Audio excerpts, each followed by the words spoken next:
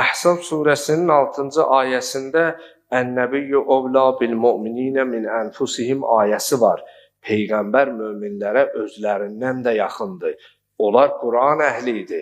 Peyğəmbər salavatullah hələ əmsoğlu Əlinin xilafət və vilayətini bəyan etməmiş, söyləməmiş, onlardan təsdiq aldı. Dedi, bu vaxtıycan məndən bir yalan görmüsünüzmü? Mənim sözümdə bir vədə xilaflıq görmüsünüzmü? Buyurdu ki, Allah Teala buyurur, Ən-Nəbiyyü ovla bil-mu'mininə min ənfusihim. Peyğəmbər möminlərin özlərinə, canlarına özlərindən də yaxındır deyə və onlara sual verdi. Mən sizin özünüzdən yaxın deyiləmmi? Hamısı yekdilliklə dedilər ki, ey Allahın Rəsulü, sən bizim özümüzdən yaxınsan və biz səndən nə yalan görmüşük, nə də ki, bir vədə xilaflıq. Və o zaman Peyğəmbər salavatullah əmsoğlu Əli ibn Əbi Talibin haqqında bugünün ən məşhur olan, hər birimizin dilimizin əzbəri olan kəlamını söylədi. Fəmən kuntu mevlahu fəhava aliyyum mevlahu.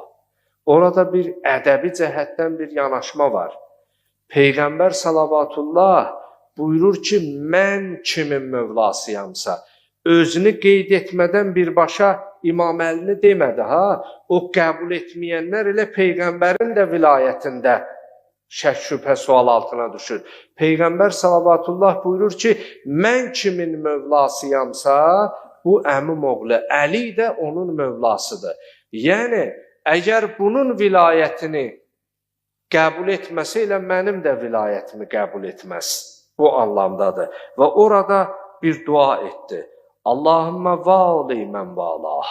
Allahım, əmim oğlu Əli ilə dost olanla sən də dost ol.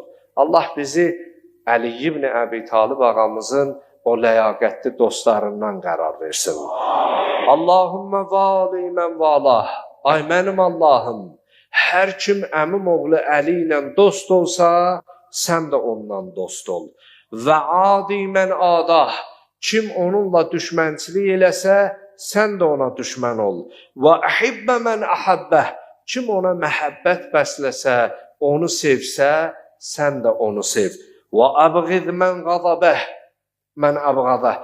Allahım, kim ona düşmənçilik eləsə, qəzəb eləsə, sən də ona qəzəb et. Vansur mən nəsarəh, vansur mən nəsarəh.